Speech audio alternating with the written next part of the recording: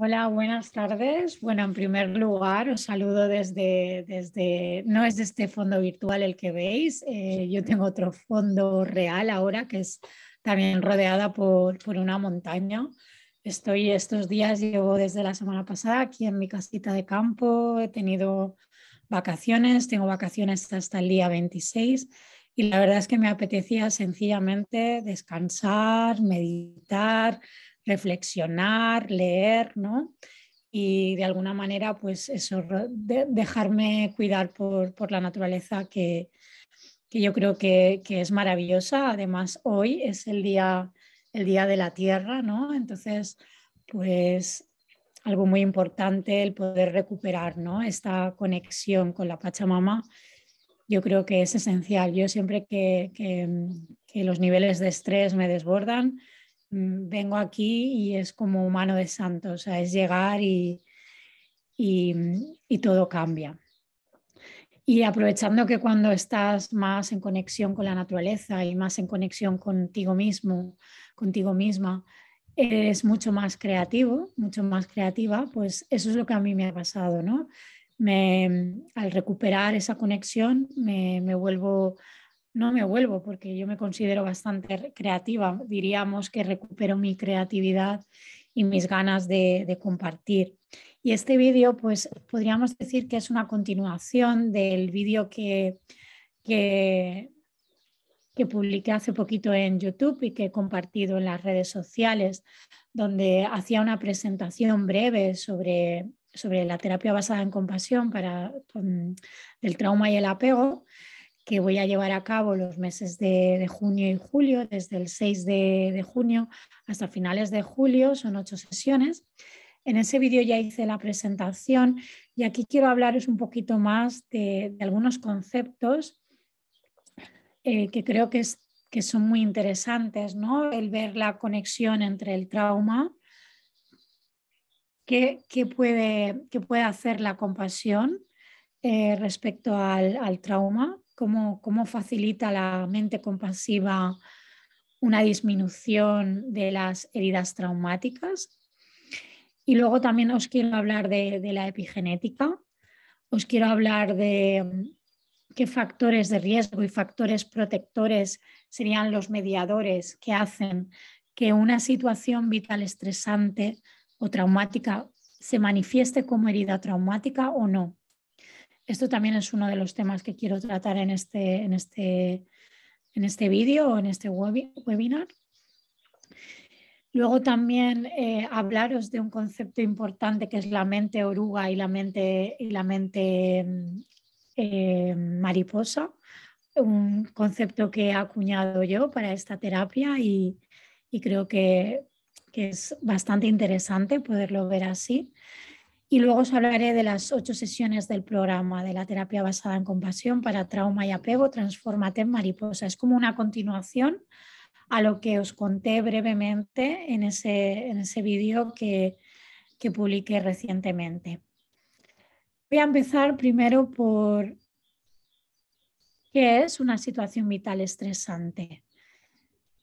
Cómo esas situaciones vitales estresantes pueden generar un trauma. Una situación vital estresante es una situación por la que todos vamos a pasar, por eso se llama vital, es decir, son experiencias humanas, es decir, todos vamos a pasar por este tipo de experiencias, pero a veces esa situación vital estresante se puede convertir en una situación traumática si te pilla vulnerable y si te pilla sin recursos externos o internos, ¿vale? Entonces, digamos que una situación vital estresante siempre va a poner en marcha el instinto de supervivencia con estas respuestas de lucha, huida o incluso parálisis, porque son respuestas que se hacen de forma involuntaria. Nuestro sistema nervioso de forma involuntaria actúa así. Pero cuando se pone en marcha este sistema nervioso, pues eso, para luchar, huir o paralizarse como una forma de supervivencia. Pero a veces esa situación vital estresante te puede desbordar.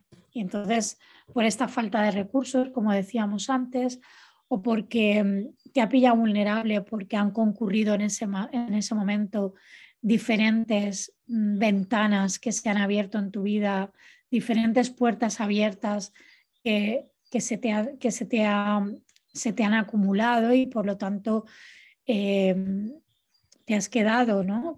sin recursos internos y con un agotamiento importante, ¿no? Entonces, podríamos decir que es en ese caso en el que esa situación se puede convertir en un trauma.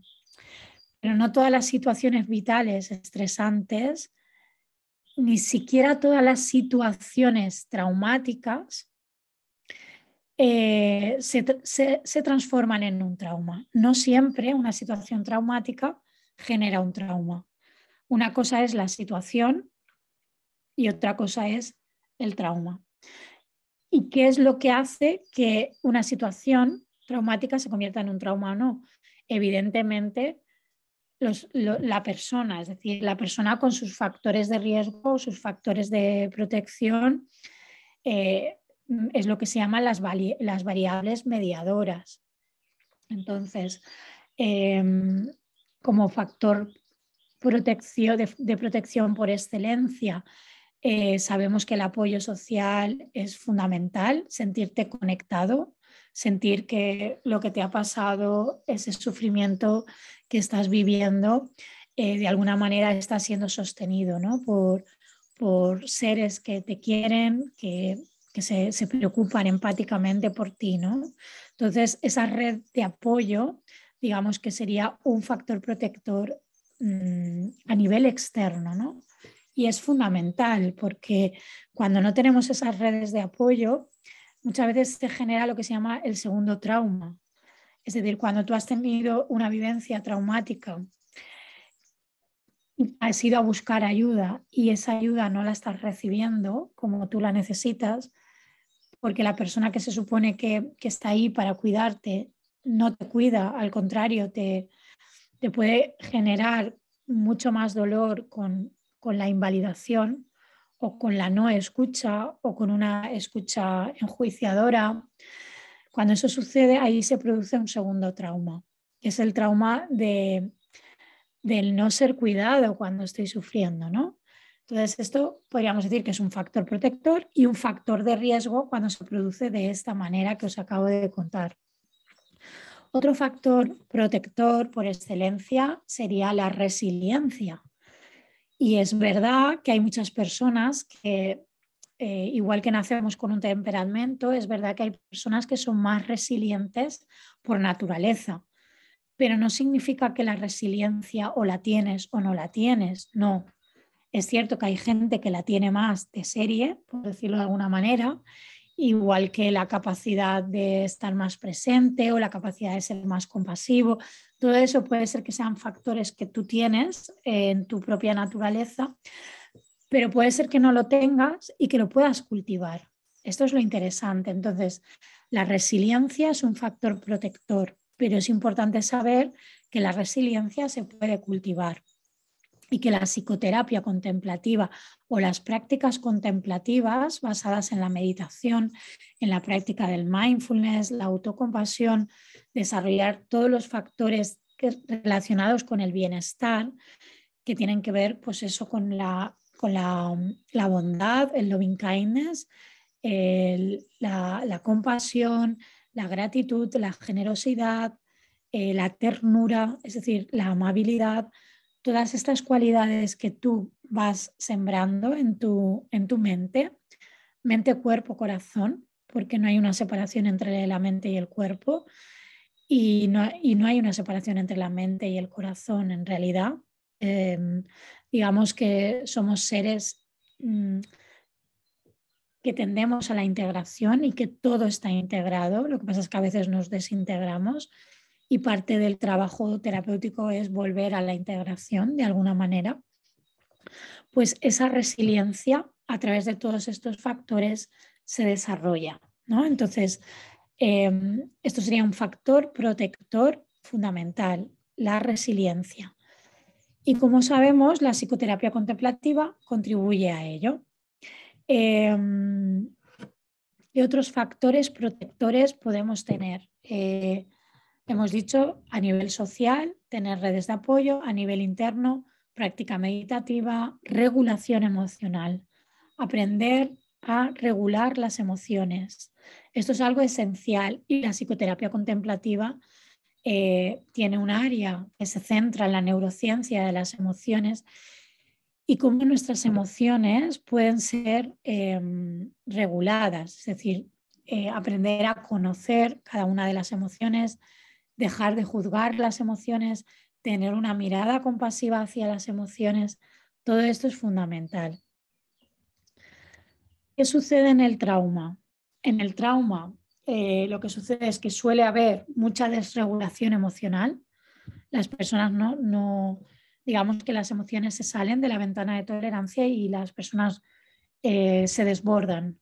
Entonces, o se desbordan por arriba, es decir, con mucha hiperactivación, mucha rumiación y también hiperactivación a nivel físico, estar como en constante movimiento para no acercarse a aquello que duele, ¿no? Y todo lo que no elaboramos tarde o temprano sale por algún lado. Entonces, esa tendencia, ¿no? de correr y de no acercarte a ese sufrimiento es lo que te va a generar que el trauma se perpetúe, ¿no? Entonces, digamos que esto es lo que se trata de erradicar, ¿no? Con la terapia basada en la compasión.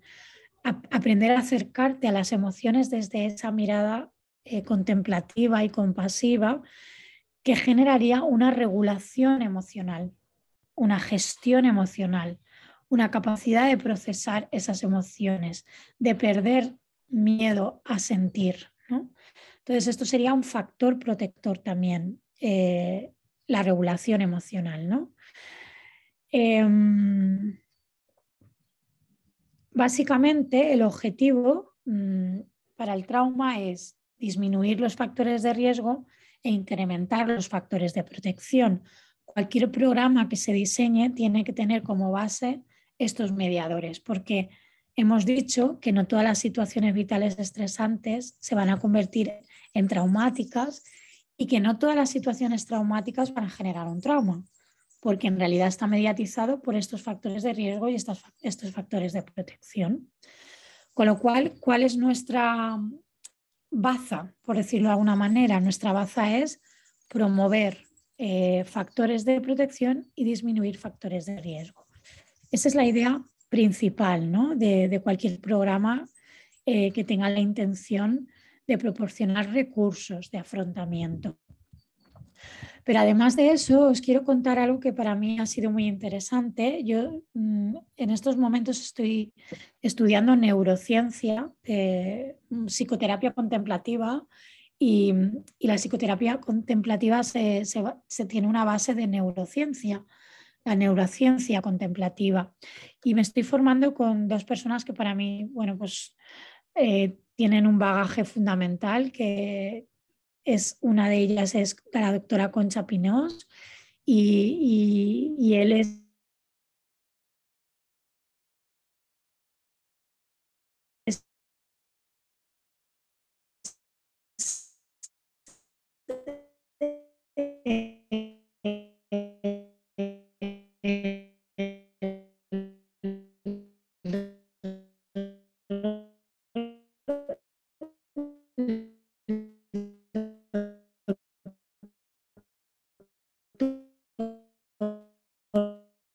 Richard Davidson, neurociencia.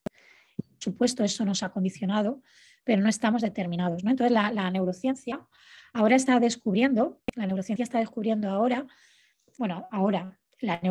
descubierto que hay 4 pilares esenciales en la neurociencia que nos ayudan a creer que no estamos determinados y que podemos liberarnos, ¿no? del sufrimiento.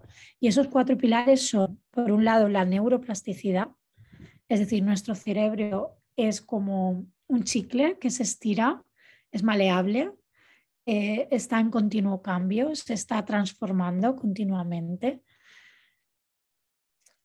El segundo pilar es la neurogénesis. Durante mucho tiempo se ha creído que la neurona que muere, neurona que ya no nace, es decir, que no hay neurogénesis, se creía que no había nueva creación de neuronas.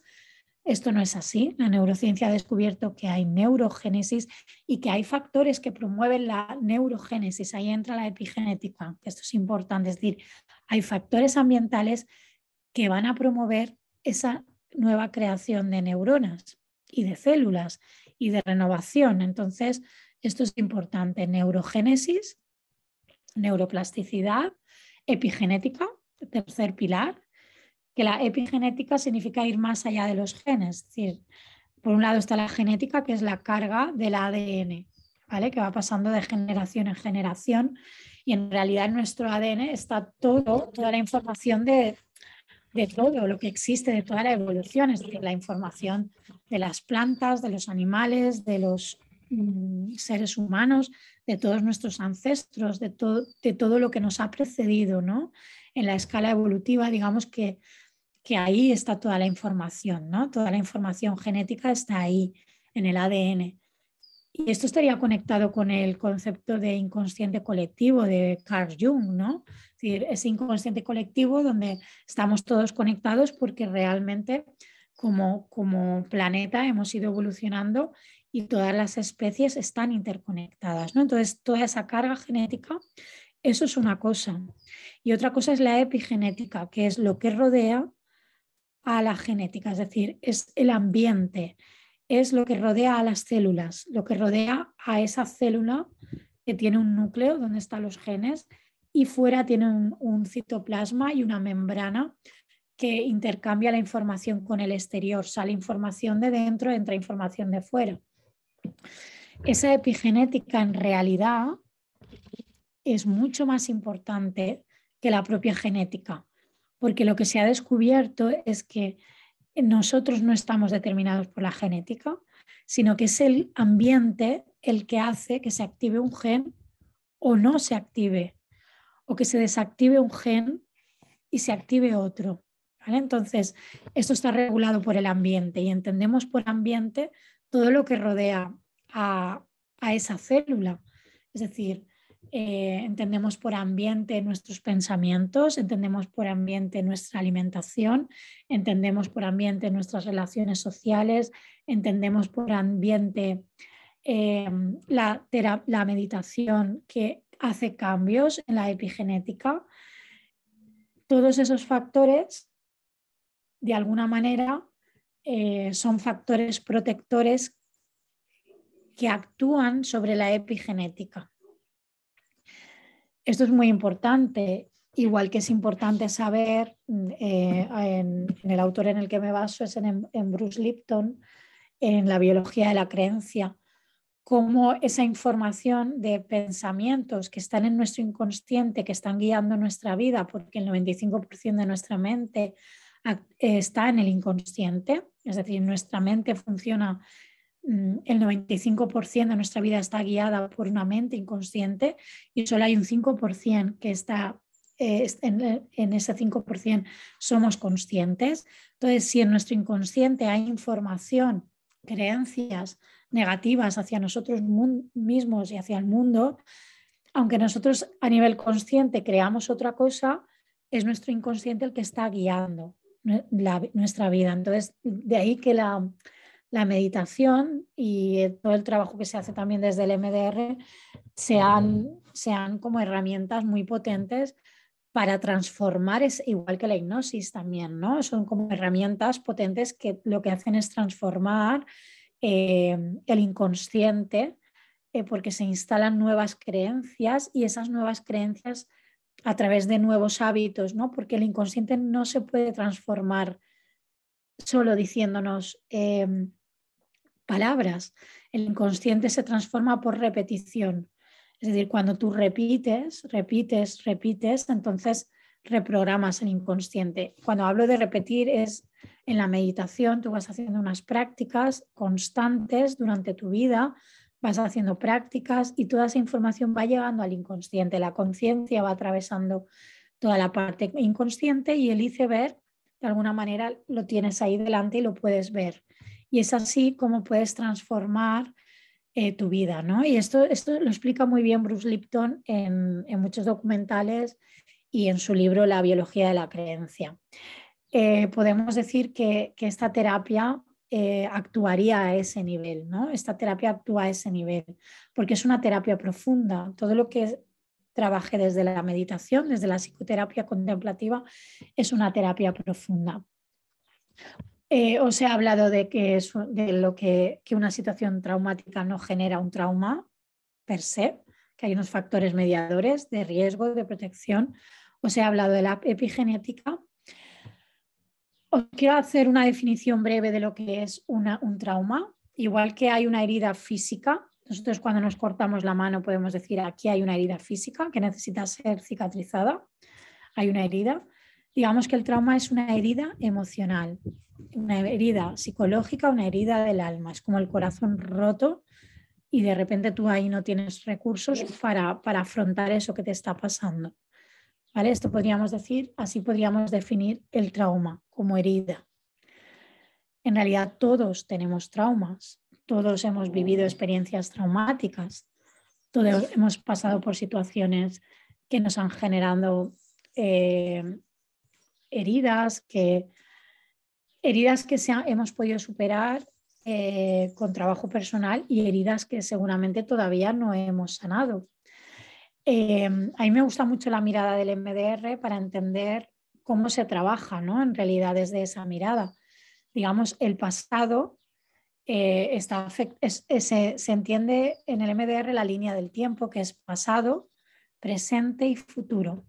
Si ese pasado yo lo he guardado en un cajón y creo que por haberlo guardado ya tengo mi vida solucionada, pues no es verdad, porque ese pasado está determinando a través del inconsciente tu vida.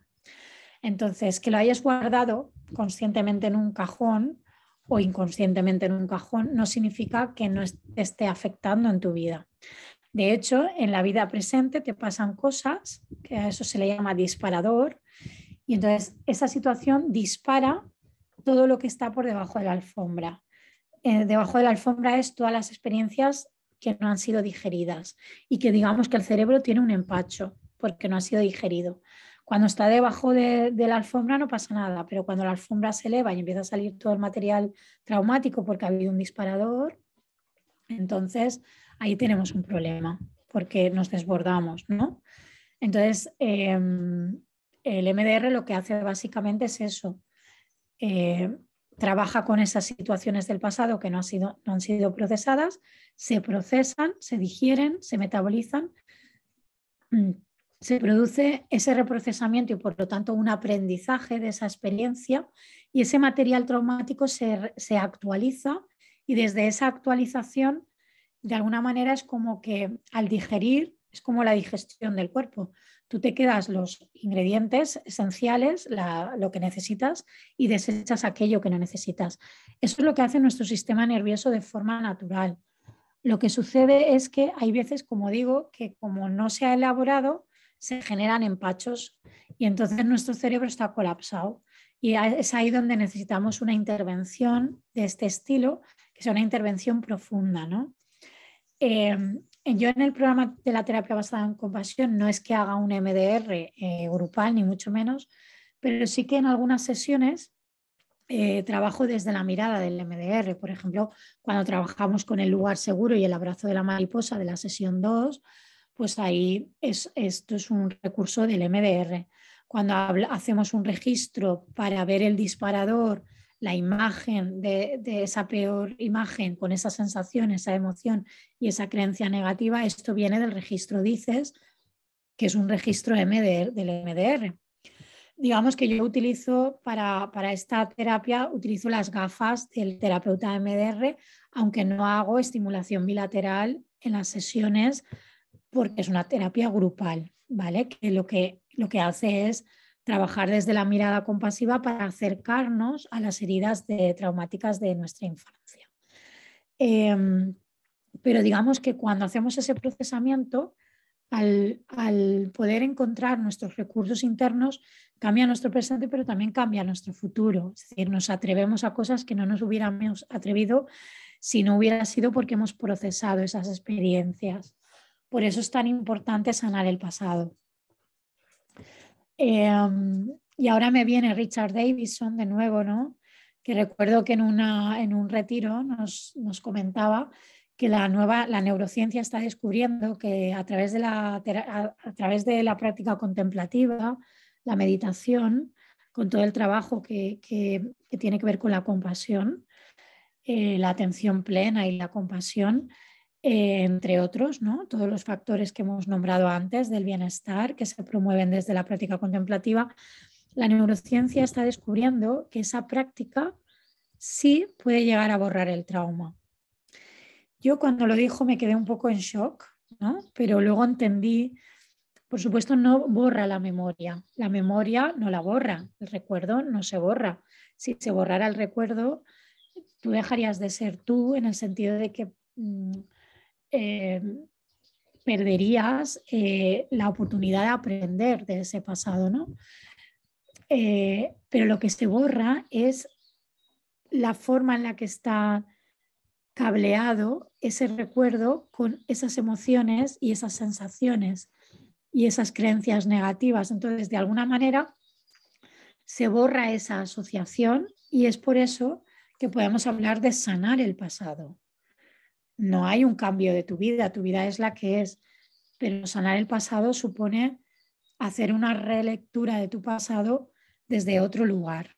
Y digamos que la terapia basada en compasión tiene, para trauma y apego, tiene en cuenta todo esto para que podamos resignificar, darle un significado diferente a nuestro pasado, ¿no? Y dicho esto, os quiero comentar lo que os he comentado al principio. Yo acuñé el término de mente oruga y mente mariposa, de llamado Transfórmate en mariposa, porque, claro, una oruga, de hecho el programa empieza con un cuento sobre la oruga que se transforma en mariposa. Una oruga, cuando se va a transformar en mariposa, seguramente cree que va a morir, pero luego resulta que esta oruga puede volar y puede cumplir el sueño que a lo mejor no había podido cumplir, que era poder llegar a una montaña, ¿no? Volando. Esto es un cuento que de esa manera empieza la TBCTA, ¿no? Con este cuento. Y la mente oruga sería la mente que se enreda, ¿no? La mente que rumia, la mente que se enreda con las emociones, que alimenta las emociones del sistema de amenaza, la mente que anticipa, la mente la mente que se preocupa, que está viviendo en el pasado, en el futuro, que se arrastra básicamente, por eso lo de oruga, ¿no? Y la mente mariposa sería la mente compasiva, esa mente brillante que tiene la capacidad de incluir, aceptar, tolerar, tener ternura, compasión, amabilidad, respeto, conexión. Esa mente brillante que podríamos decir que es la mente de la sabiduría innata, ¿no? Entonces yo le he llamado mente mariposa a esa mente. La TBCTA, la intención que tiene es que podamos aprender a identificar nuestra mente oruga y aprendamos a desarrollar las alas de la mariposa con esta mente compasiva, ¿no? Desde el modelo de la CFT, de la terapia focalizada en la compasión, en la que yo me baso mucho, sería la mente compasiva. Yo le he llamado mente mariposa. ¿Qué se trabaja? Quiero ser un poco más explícita en los contenidos de la TBCTA, un poco para que quien decida hacer el programa conmigo en los meses de junio y julio sepáis lo que se va a trabajar.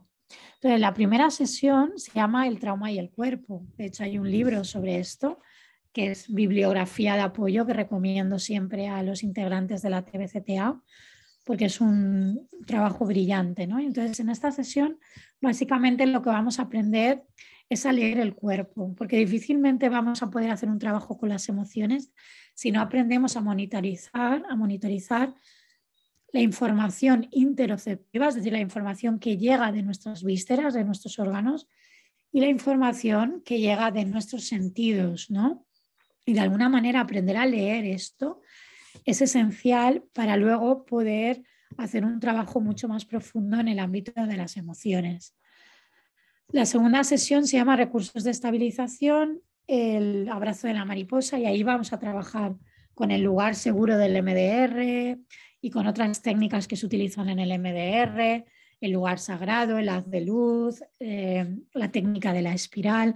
Son herramientas del MDR que son muy potentes para poder de alguna manera bajar de la ventana de tolerancia, cuando me he salido de la ventana de tolerancia, este es un concepto que trabajaremos en esta sesión, poder volver a la ventana de tolerancia. Tercera sesión y cuarta sesión, mente compasiva. Ahí vamos a hablar de nuestra mente mariposa, pero desde el modelo de Paul Gilbert. El modelo de Paul Gilbert es un modelo maravilloso, es un modelo que integra la terapia cognitivo-conductual con la psicología budista, la neurociencia, la teoría evolucionista, ¿vale? Es un modelo evolucionista per se. Y en estas dos sesiones voy a extraer el jugo, la esencia de la CFT.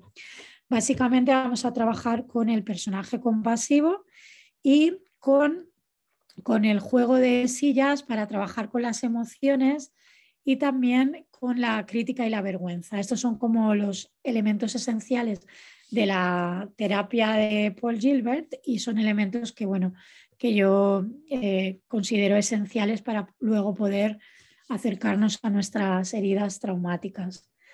La sesión 5 se llama Estilos de apego, las necesidades del corazón.